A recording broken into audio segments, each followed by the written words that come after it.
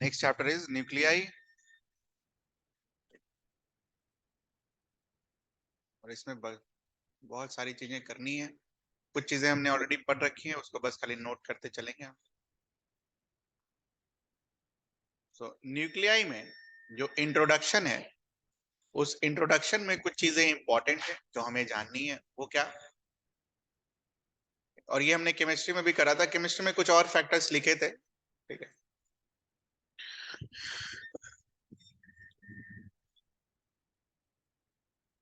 Chemistry में एक चीज हमने पढ़ा था कि ये अपना एटम है, और रदरफोर्ड के एक्सपेरिमेंट ने क्या बताया था हमें? एटम में एक छोटू सा पोर्शन किसका होगा? न्यूक्लियस का होगा, ठीक है। तो दिस चैप्टर स्टार्ट्स विथ कि इंट्रोडक्शन वाले पोर्शन में ये बोला है कि वो साइज क्या होना चाहिए, ठीक है। तो साइज का जो ये फैक्टर वगैरह दे रखा है ना, हर जगह अलग अलग है, ठीक है। तो फाइनली फैक्टर क्या लिखना है वो बाद में हम डिसाइड करेंगे। अभी पहले पढ़ लेंगे कि कहां पर क्या लिखा हुआ है, ठीक है। तो इंट्रोडक्शन में क्या बोला कि ये जो छोटू सा न्यूक्लियस है, ठीक है, इसका जो रेडियस होगा, ठीक है, थोड़ा सा बड़ा बना लेते हैं इसको ताकि देखने में सही लगे।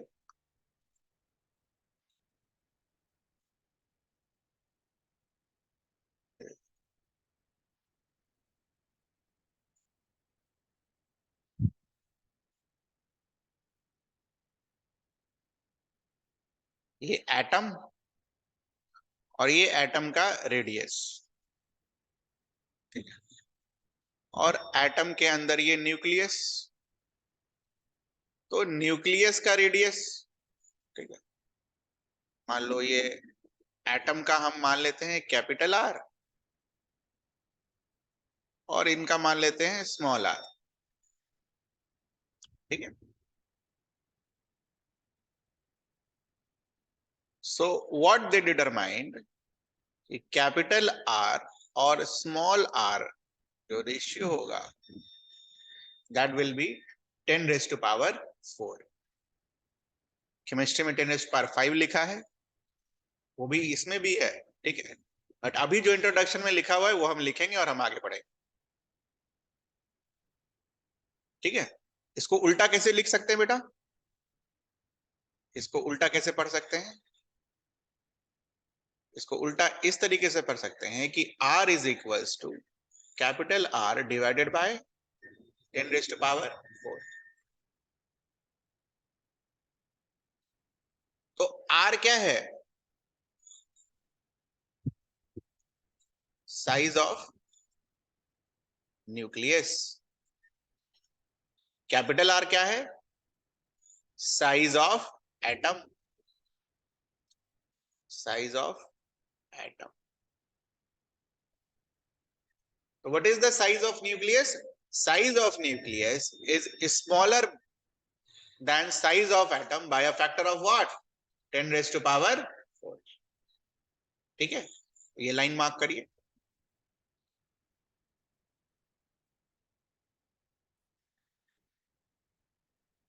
क्लियर? मार्क आपने मार्क करिए।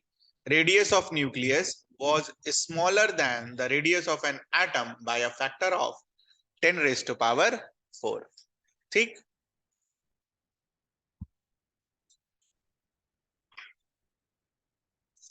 ना, दूसरी चीज इस पोर्शन में क्या दे रखी है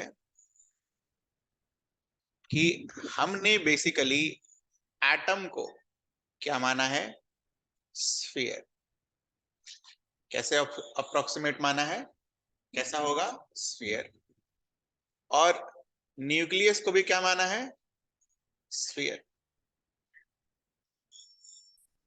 Now tell me, what is the volume of sphere? पढ़ा होगा ना क्लास 10 में. क्या होता है मैथ्स में वॉल्यूम ऑफ स्फीयर? बोलिए. 4/3 पाई आर क्यूब, रेडियस का क्यूब. अभी 2 रेडियस है ना, इसलिए आर नहीं लिखा मैंने. ठीक है, अब ध्यान से देखेंगे और उसके बाद फिर लिखेंगे copy. This is capital R and this is small R. Capital R किसका वॉल्यूम बताएगा? एटम का. वॉल्यूम ऑफ एटम क्या होगा? 4/3 पाई आर. इसमें कोई दिक्कत?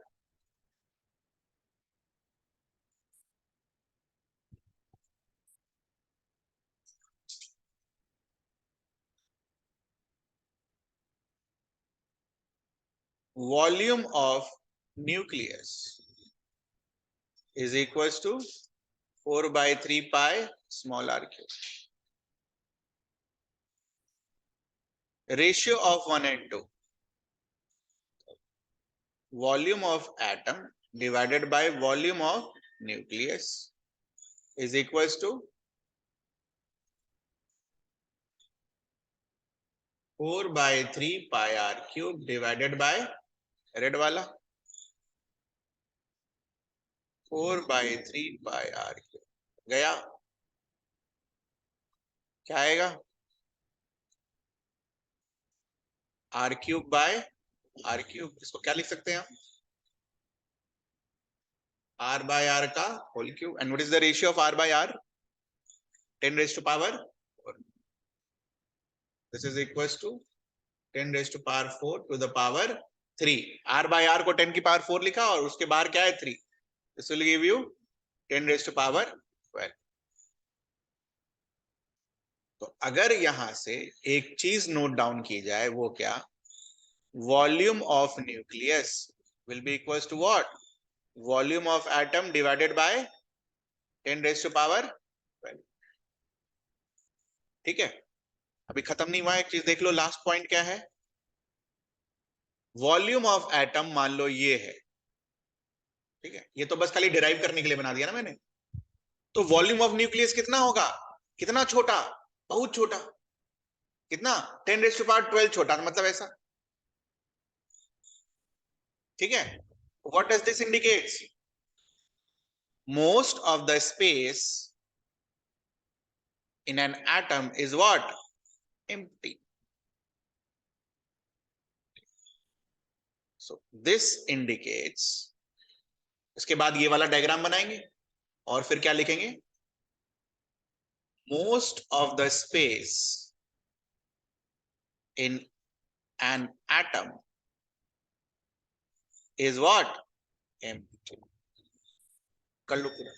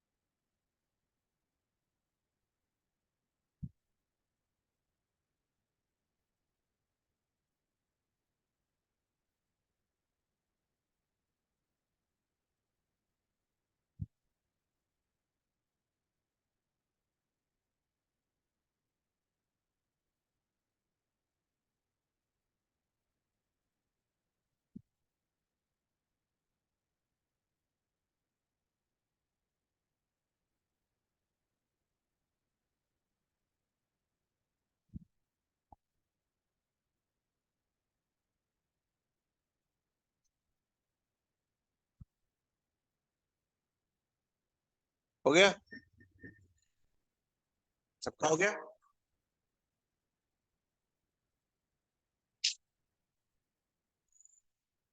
इनमें कुछ पूछना आपको?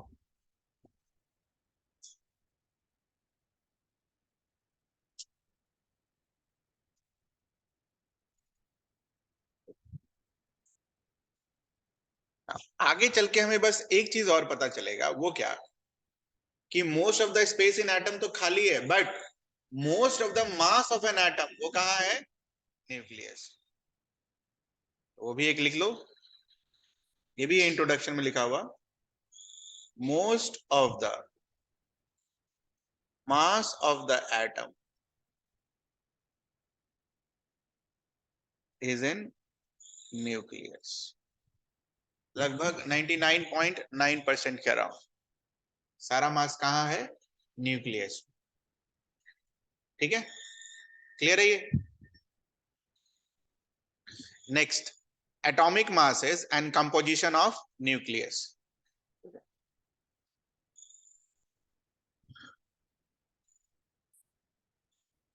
This section starts with कि एटम का मास जो होता है बहुत छोटा होता है। एटम का मास क्या होता है? बहुत छोटा होता है। Mass of an atom is very small.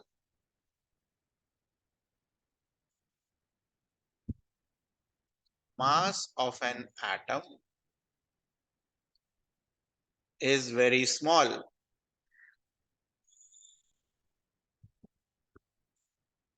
Question लिखिए,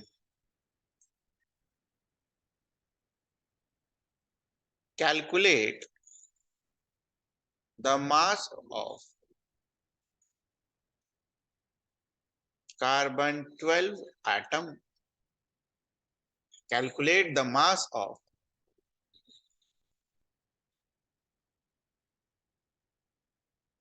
one atom of carbon 12.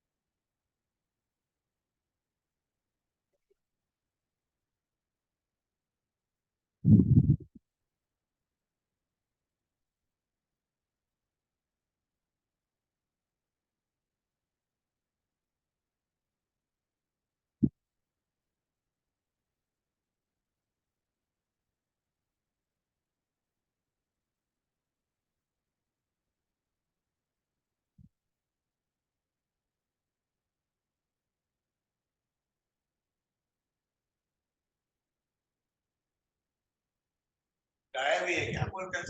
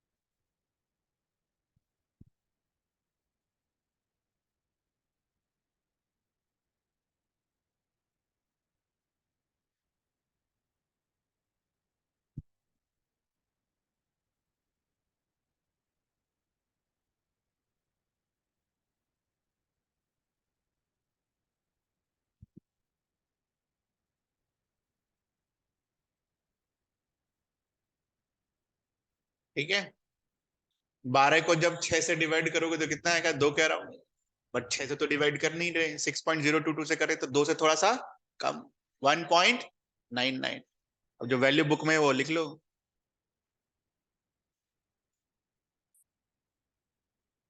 पूरा याद करने का जरूरत नहीं है, 1.99 याद रखना है।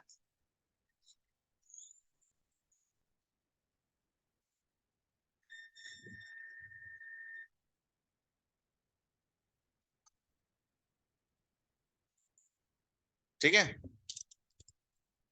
This is nearly equals to 1.99 into 10 raised to power minus 26 kg. So this unit kg is very very small, है ना। अगला पॉइंट हम लिखेंगे यहां पर,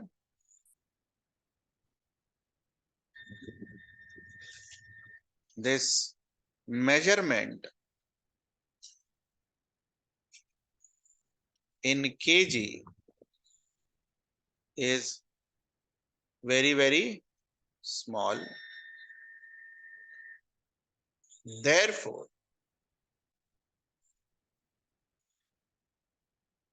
another unit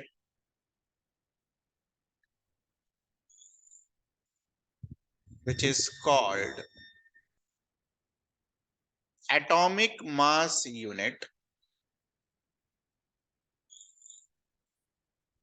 which is called atomic mass unit, अब इसको क्या बुलाते हैं,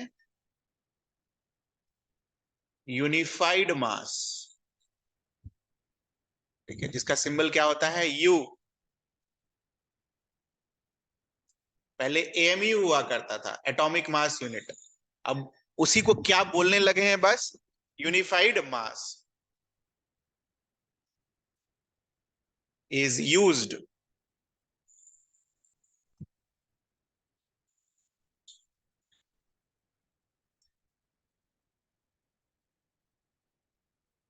ठीक है,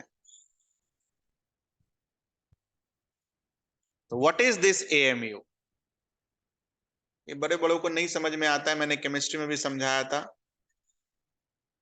वैसे तो नाइन्थ में ही समझा दिया जाता है एएमयू क्या होता है। व्हाट इज एएमयू, आपके बुक में एएमयू लिखा है या यूनिफाइड लिखा है, एटॉमिक मास यूनिट ही लिखा हुआ है, you.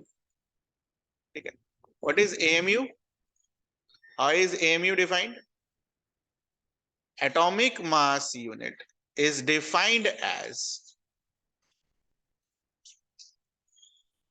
1/12 of the mass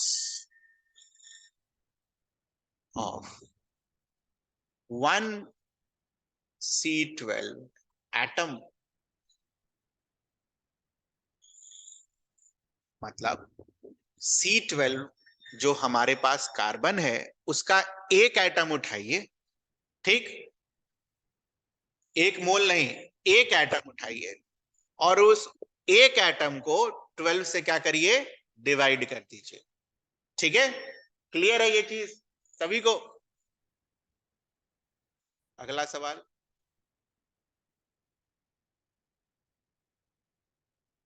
calculate the value of 1 AMU और 1 U in kgs।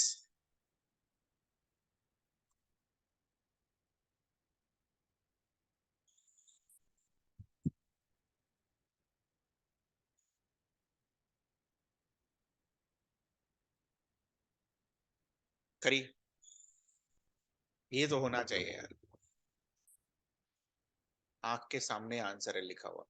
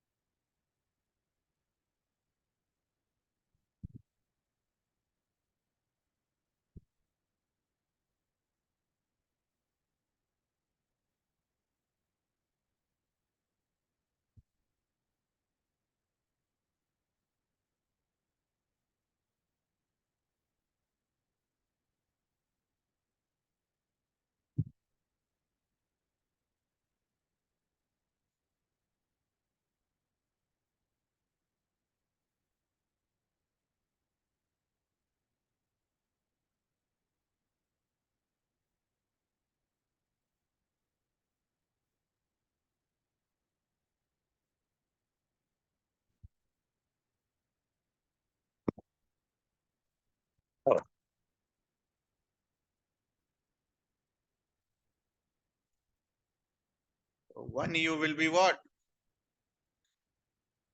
Mass of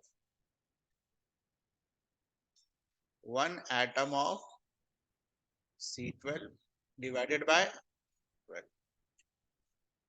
So एक एटम का मास कितना निकाला हमने? 1.99 into 10 raised to power minus 26.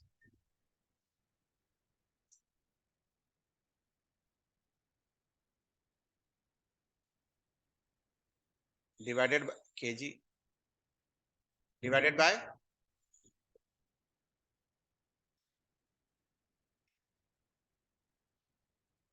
1/6. ठीक, तो रफली अगर देखा जाए, रफली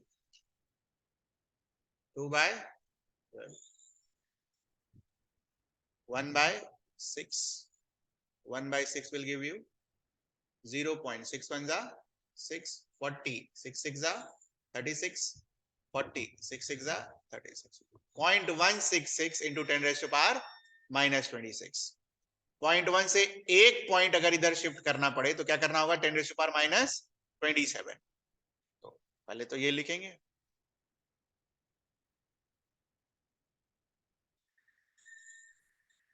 और फिर उसके अगले वाले लाइन में ये लिख डालेंगे.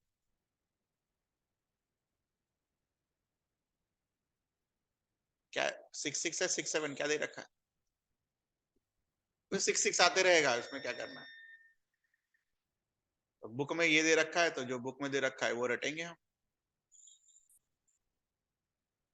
ठीक है, ये आया हमारा. तो 1U is equals to 1.66 into 10 raised to power minus 27 kg. ठीक. Next, what you will see कि जब आप एलिमेंट्स के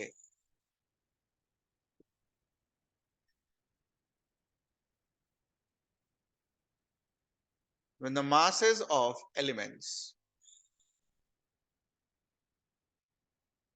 are written in, obviously atom atom के बारे में बात हो रहा है बेटा, ठीक है.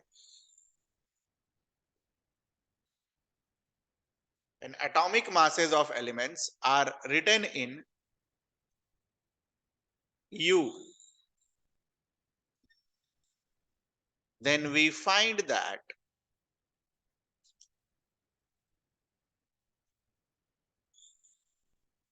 most of the elements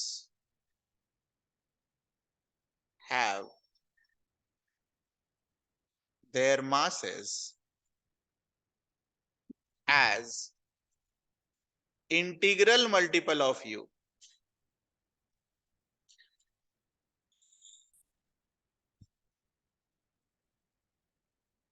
ठीक है, has masses as integral multiple of U. What does this mean? Hydrogen का मास will be what? 1U. इस तरीके से इंटीग्रल मल्टीपल ऑफ U.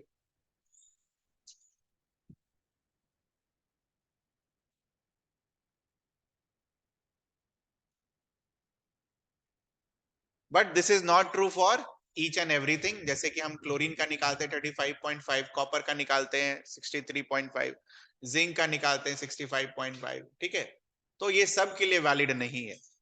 नीचे लिखेंगे not valid for all.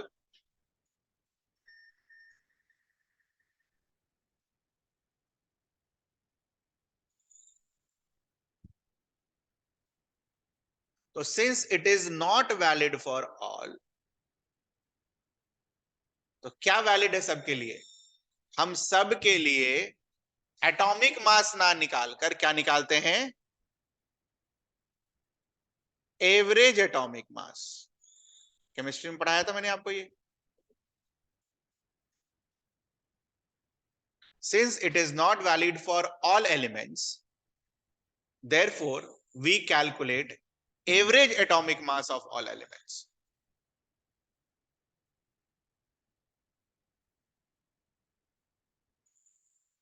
Now what is this average atomic mass? इसको example से करेंगे, और वो एग्जाम्पल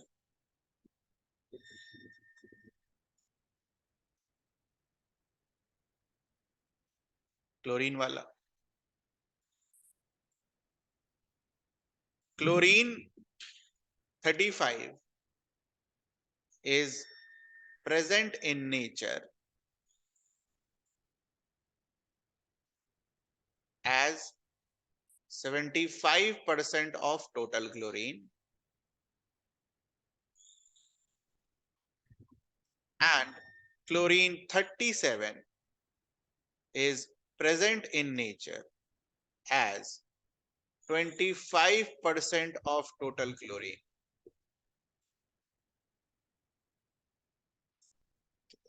तो बेसिकली क्लोरीन 35 और क्लोरीन 37 हमारे क्लास 11 के नॉलेज से हैं क्या? आइसोटोप्स।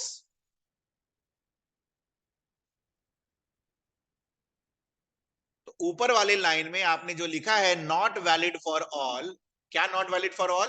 कि इंटीग्रल मल्टीपल नहीं आएगा। तो नॉट वैलिड फॉर ऑल मतलब क्या? Not valid for what? Isotopes.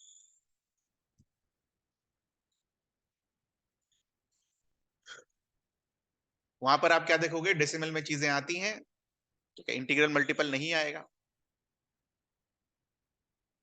So the now next question is how do we calculate average atomic mass? तो ये तो 11th में करा होगा यार। Average atomic mass is equals to percentage abundance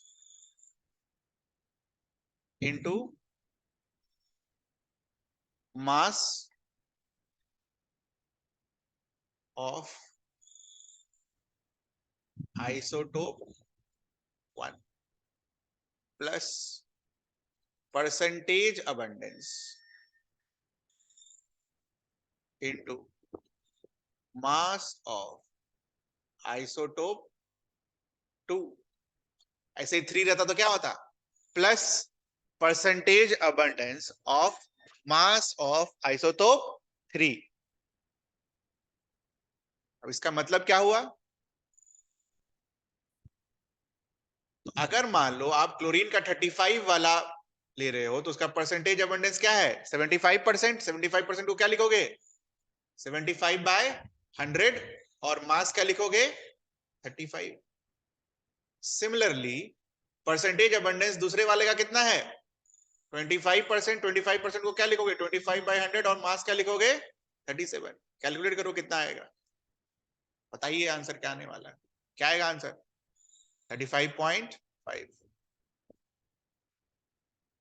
कर लो एक बार, कैलकुलेट कर लो, है ना।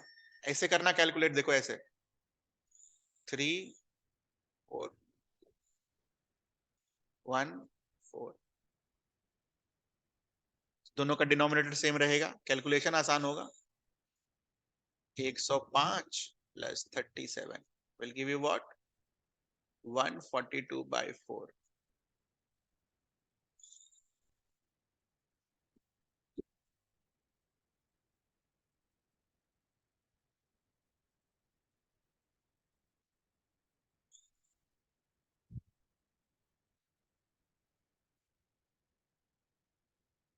आया 35.5 यू।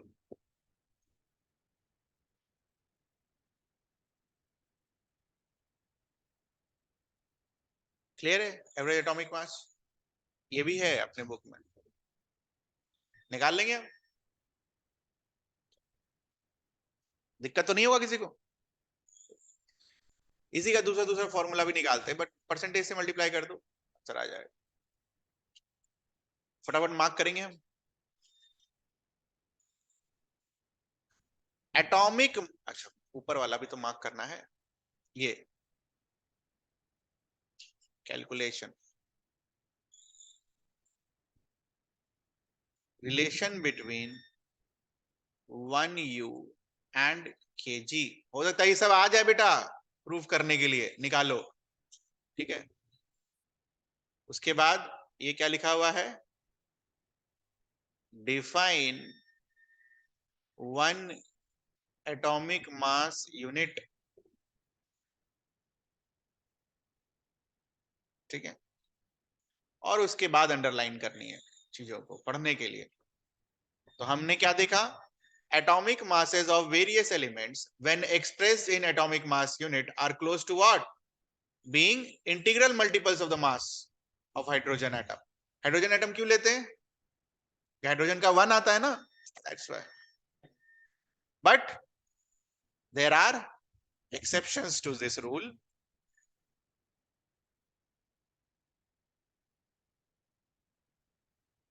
ठीक है, क्वेश्चन लिखिए बगल में ऑब्जेक्टिव के लिए. मास of an atom is measured by what? कैसे मेजर करते हैं? मास स्पेक्ट्रोमीटर से मेजरमेंट.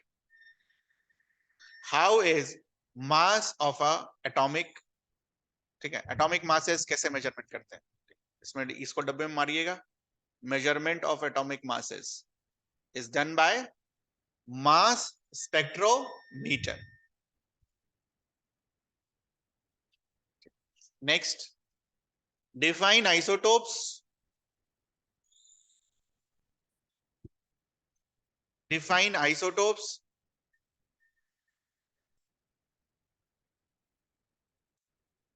डेफिनेशन यहां लिख लो, आगे अलग डेफिनेशन दे रखा है. Same atomic number, same atomic number but different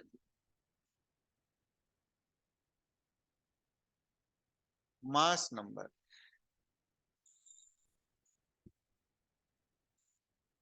और आइसोटोप के केस में बेटा एक चीज और ध्यान रखनी है कि आइसोटोप की केमिकल प्रॉपर्टीज सेम होगी.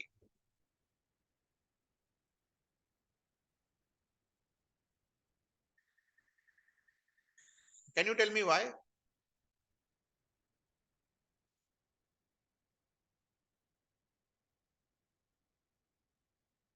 ये हमने आइसोटोप्स के बारे में लिखा है ना, आइसोटोप्स के बारे में 1 and 2.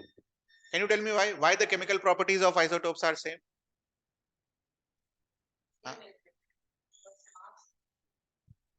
तो उससे केमिकल प्रॉपर्टी कैसे सेम हो जाएगा? मास का तो डिफरेंस है ही.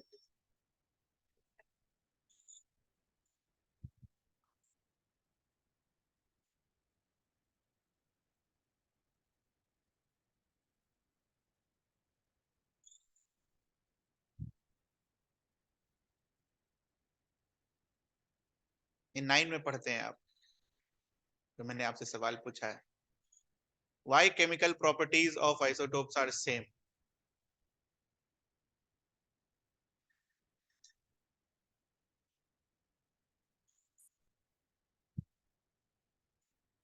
ये कोई नहीं पूछने वाला, ठीक है, nobody will ask you.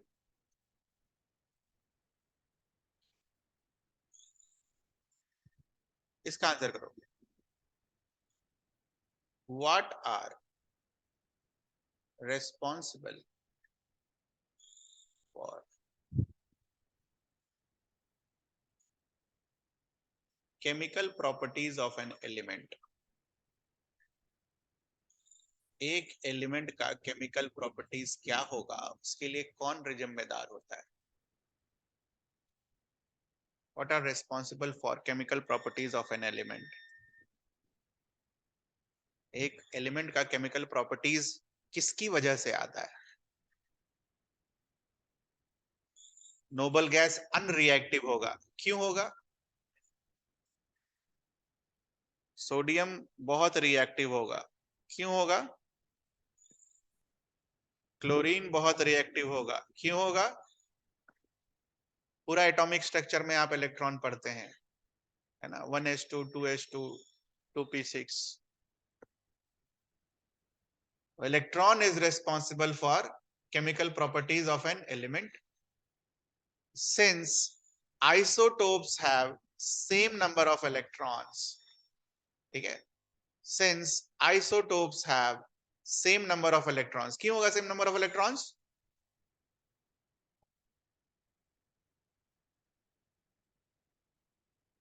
क्यों? Because both are having same. ये आंसर करते हैं हम. यहां पर आने के बाद तो 9 वाला भी कर लेगा.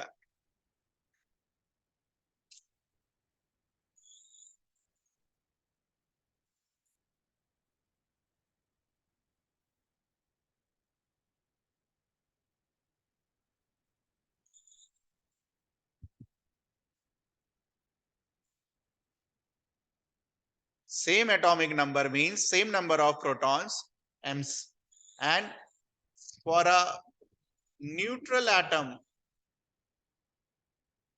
same number of proton means same number of electron. So chemical properties are same because number of electrons are same.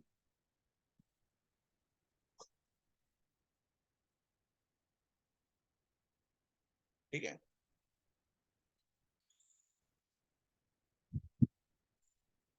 Na+ और नियॉन दोनों की रिएक्टिविटी बहुत कम होगी.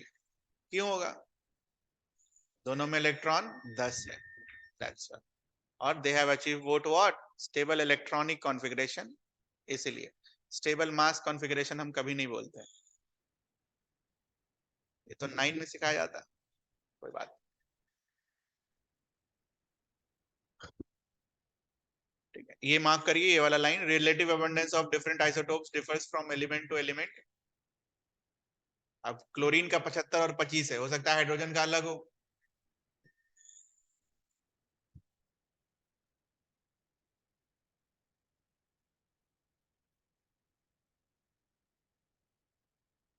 What is average atomic mass?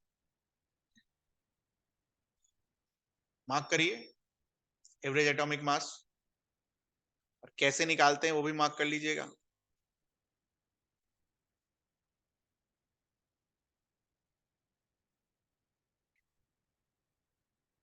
Isotopes के लिए हम क्या निकालते हैं?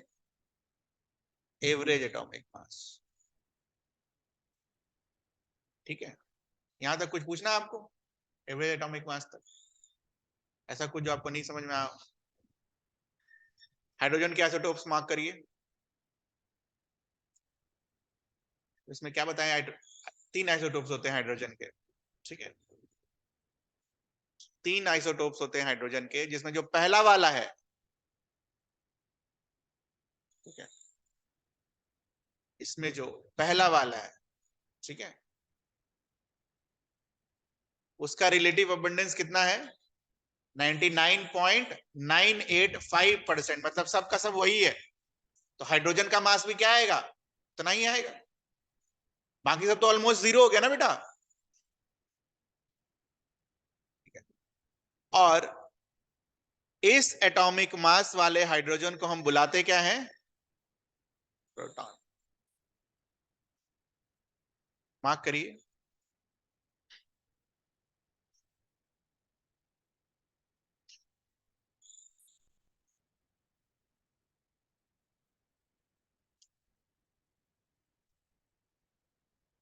So what is a proton? या फिर which isotope of hydrogen is referred to as proton? Objective.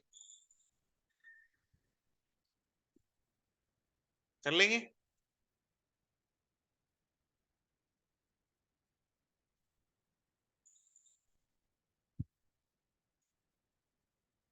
So what will be the mass of proton? आना क्या चाहिए था? यहाँ देखो 1.0078 U. ये आना चाहिए. तो इसी को तो बुलाया ना आपने प्रोटॉन. आपने प्रोटॉन किसको बुलाया? 1.0078 U वाले आइसोटोप को. ये समझ में आ रहा है आपको? लेकिन यहां लिख दिया 1.00727 U. ये कैसे हो गया? घट कैसे गया?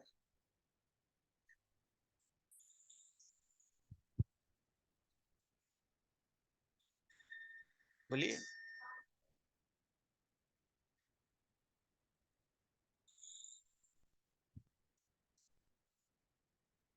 घट कैसे गया? तो जब उसको आप 99.985% से मल्टीप्लाई करेंगे तो वो उतना आएगा 1.00727. अरे 100% है ना ये 1.0078. ये तो 100% के लिए लिखा हुआ है कितना? 9.99. और देखो है तो ऑलमोस्ट बराबर ही ना बेटा.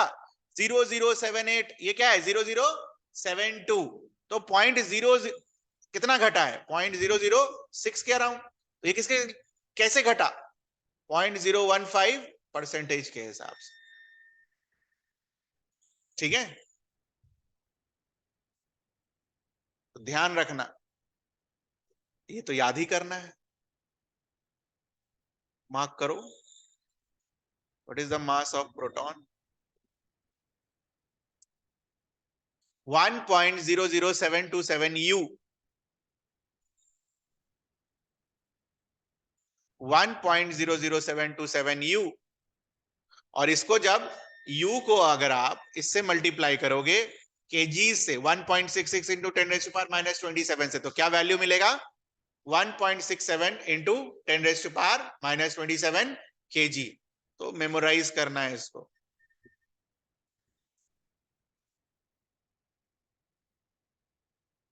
ठीक है, अब एक चीज और देखो, दूसरा तरीके से हम ये कैसे निकाल सकते थे 1.00727। मास ऑफ हाइड्रोजन, कौन सा हाइड्रोजन? 1 वाला है ना, आइसोटोप वाला, पहला आइसोटोप वाला, लाइटेस्ट, विल बी व्हाट?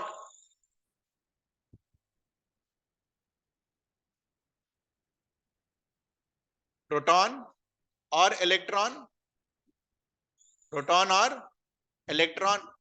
तो अगर आप इस टोटल मास में से इलेक्ट्रॉन का मास घटा दो तो आपको क्या मिल जाएगा? मास ऑफ प्रोटॉन। वो करके देखो एक बार। 1.00, ठीक है, 1.0078। अच्छा, एक इलेक्ट्रॉन का तो मास निकाला ही नहीं अभी तक हमने। रुक जाओ रुक जाओ, एक मिनट रुक जाओ, अभी मत करना। Calculate the mass of electron in u. Question लिखो, calculate the mass of electron in u. बोलो कितना मास होता है इलेक्ट्रॉन का केजी में? 9.1 इंटू 10⁻⁻31 kg। ठीक है, इधर बताओ, 1.66 इंटू 10⁻⁻27 kg का वैल्यू कितना है? 1 U। तो 1 किलो का दाम यूनिटरी मेथड से क्या आएगा? 1 U डिवाइडेड बाय 1.66 इंटू 10⁻⁻27। कितने का चाहिए? 9.1 इंटू 10⁻⁻31 kg। क्या करना होगा? मल्टीप्लाई।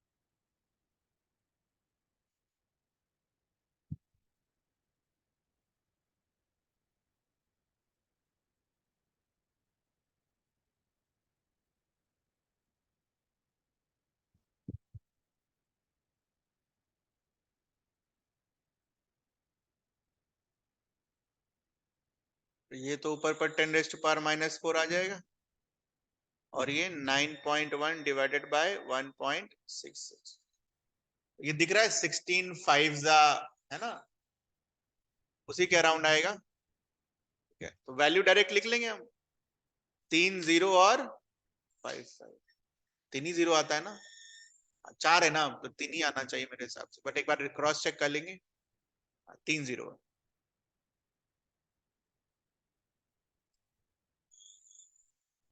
ठीक है,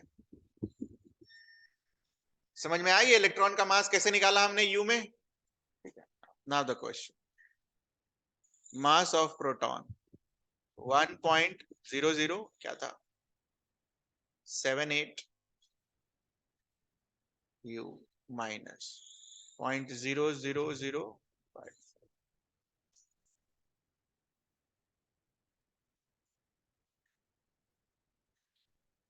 ज्यादा नहीं है, 4 प्लेसेस तक देखिए बस, 0.0078, 0.0005, तो 78 से 5 घटा दोगे क्या आएगा, 73, 1.00।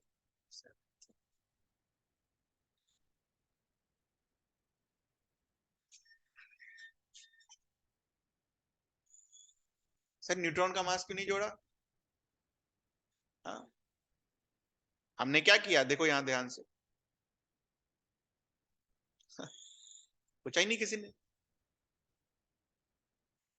हमने क्या किया, हमने क्या लिखा, मास ऑफ हाइड्रोजन, वही लाइटेस्ट आइसोटोप वाला, is equal to mass of proton plus mass of electron. और यहां से हमने मास ऑफ प्रोटॉन क्या बोला, लाइटेस्ट आइसोटोप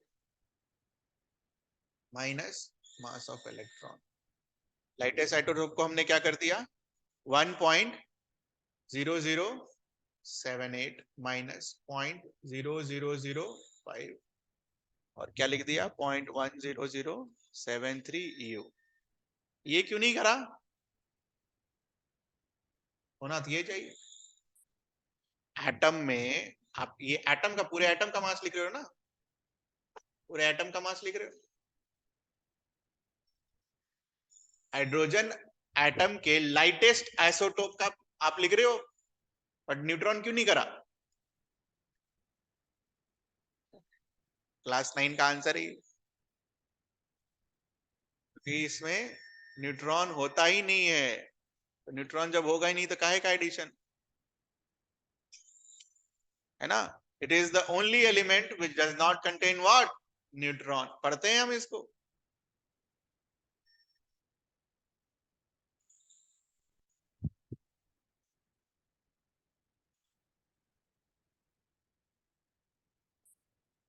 ठीक है, ऐसे ही लिखकर काट देना आप भी, ताकि बाद में कोई कंफ्यूजन ना हो। बाकियों का जब आप निकालोगे मास ऑफ प्रोटॉन तो घटा घटा के निकालना पड़ता है, न्यूट्रॉन का भी मास लिखना पड़ता है, बट इसमें करने की जरूरत नहीं है क्योंकि इसमें न्यूट्रॉन होता ही नहीं है।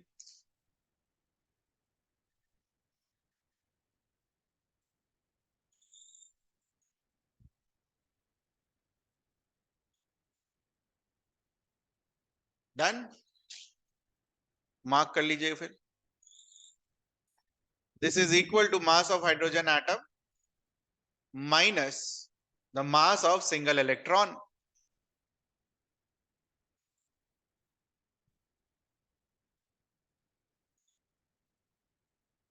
तो हाइड्रोजन के 2 मास वाले आइसोटोप को क्या बुलाते हैं, ड्यूटेरियम। और हाइड्रोजन के 3 मास वाले आइसोटोप को क्या बुलाते हैं, ट्रीटियम।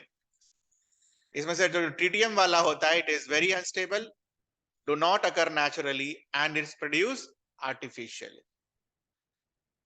मार्क कर लीजिए, ये सब पता होना चाहिए एज अ फैक्ट, ऑब्जेक्टिव में एजर्शन रीजन में कहीं पर दे दिया तो फिर क्या करोगे। ठीक है,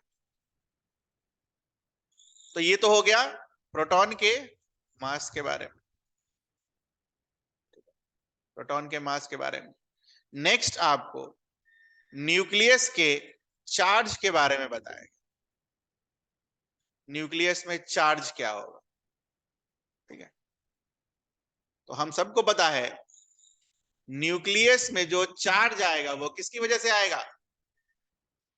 देखो न्यूट्रॉन का डिस्कवरी बाद में हुआ, लेकिन अब तो पता है ना कि न्यूट्रॉन भी होता है जिसका चार्ज क्या होता है, न्यूट्रल होता है। तो न्यूक्लियस में जो चार्ज आएगा वो किसकी वजह से आएगा, प्रोटॉन की वजह से आएगा। तो मार्क करिए, द पॉजिटिव चार्ज, कैसा चार्ज आएगा, पॉजिटिव चार्ज प्रोटॉन की वजह से।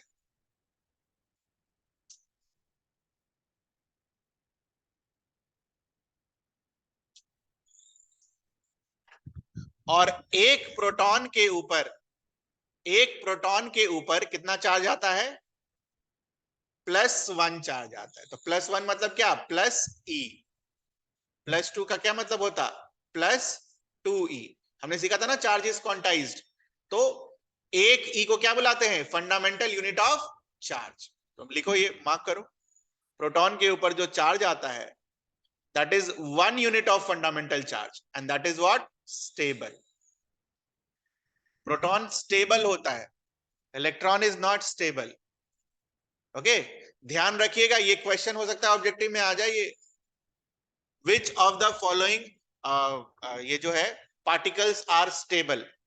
तो आंसर क्या होगा, प्रोटॉन, प्रोटॉन इज स्टेबल। उसके बाद ये लाइन मार्क करिए, all the electrons of an atom are outside the nucleus. All, कोई भी इलेक्ट्रॉन न्यूक्लियस में नहीं होगा। All the electrons of an atom are outside the nucleus, ये सब एक्सपेरिमेंट से आता है। और जो क्वांटम थ्योरी है वहां से आता है कि इलेक्ट्रॉन का क्लाउड होता है, वो कभी भी न्यूक्लियस में नहीं रहेगा, वो न्यूक्लियस से बाहर रहेगा एक पर्टिकुलर डिस्टेंस पर। ठीक है। So next part is total charge. ये तो हमने प्रोटॉन का चार्ज लिखा।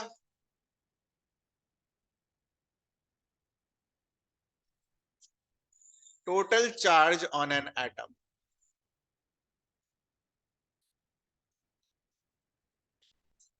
तो अपना मान लो एक एटम है X, जिसका एटॉमिक नंबर इज Z, और जिसका mass is A।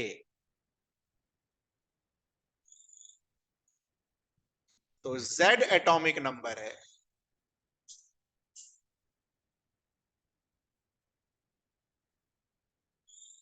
which implies Z number of proton. एक प्रोटॉन पर E चार्ज है, which implies Ze चार्ज। एक प्रोटॉन पर कितना चार्ज है, +E। तो Z नंबर ऑफ प्रोटॉन पर कितना होगा, Z into E। Since atom is neutral, this total positive charge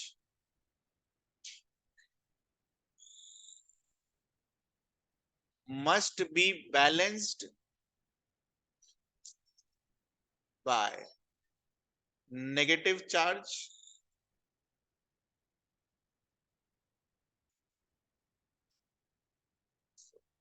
This implies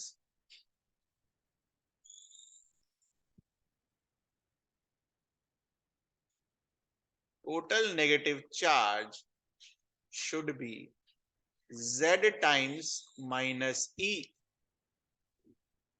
This implies total negative charge should be Z into minus E, तभी तो zero होगा।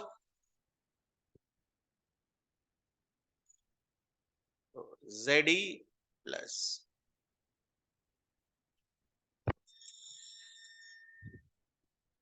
this is your total charge on an atom. Plus ZE किसकी वजह से आएगा, proton की वजह से। और माइनस ZE ये किसकी वजह से आएगा, इलेक्ट्रॉन की वजह से।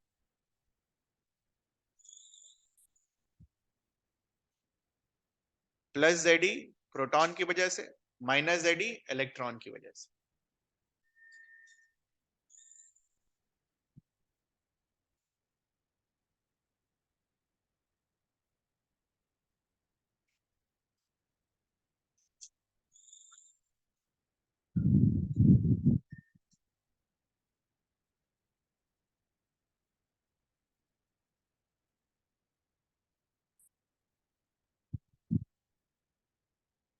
ठीक है, क्लियर है ये चीज?